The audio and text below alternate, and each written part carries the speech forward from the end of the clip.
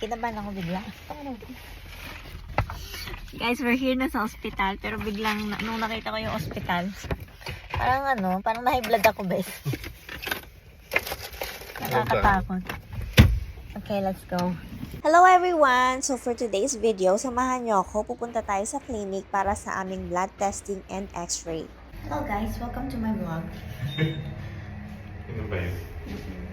Hello everyone. So ngayon nga, ang first ever na magpapacheck ako. Ngayon pa lang ako magpapacheck talaga simula nang dumating ako dito sa Canada. At dito nga, meron kaming tinatawag na MSP or yung Medical Service Plan. At ito nga yung magko-cover ng mga gastusin nyo para sa mga check-up o kaya yung mga testings. Papunta kami ngayon sa Life Labs para magpakuha ng dugo kasi nakaschedule kami for blood testing.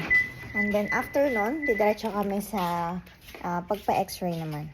At dahil meron kaming MSP, so yung mga basic services like blood test o kaya yung mga doctor's appointment, tsaka nga yung mga x-ray, ganyan, ay covered lahat nun. Pero pagdating sa dental o kaya vision, unless meron kayong mga insurance from your work, magkakaroon ng discount and konti na lang yung babayaran nyo. At ito nga, on the way na kami papunta sa pinakamalapit na Life Labs dito sa amin. Malapit lang to sa amin, like 5 minutes drive, nandun ka na. Pwede mo rin lakarin ng mga 10 minutes, pero since naka-fasting kami, mas okay na mag-drive. Para sure lang na makakarating kami, kasi nanginginig na talaga kami sa gutom. We're here guys, at dala na namin yung requisition form, kasi hindi kayo sikusin doon kung wala kang requisition form.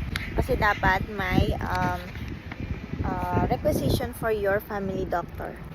So, ayan, dyan kami pupunta. Dyan sa Life Labs. So, yung family doctor nyo, siya yung magbibigay ng requisition form para i-refer kayo doon sa mga specialist like x-ray, blood testing. Tapos, kayo na mismo yung pupunta sa mga clinic. Yung result, isisend nila doon sa mga doctors nyo. At naswertehan nga na walang masyadong tao nung pumasok kami. So, na-assist kami agad. At hindi ko rin na-video ng maayos kasi hindi ko natanong kung pwede mag-video. So, pinaslit ko lang yan. Pero huwag nyo akong gagayahin eh. Tapos na. Yan, kinuha na ako ng 2 vials. Medyo kinabahan ako doon kasi ang bagal yung mag-flow ng dugo. So, akala ko tutusukan ako sa kabila. Buti na lang. Sabi niya, pwede naman daw. Kaya so, matagal nga lang. So, we're going out. Saan ka kinuha na? Dito. O, tinanong ako kasi sabi ko, Sabi ko gusto kong ligi. Bawal daw. Pinoy yung Pinoy sa'yo? Ay, hindi. Kasi agad ako yung sa'yo. Sabi ko kamay sa... We're done guys. Wala pang 10 minutes. Kasi ang appointment ko is 11:40. Tapos siya naman 11:45. Tapos as of now, time check is 11:49. So, Ilang test tubes sa'yo? Sa akin 5.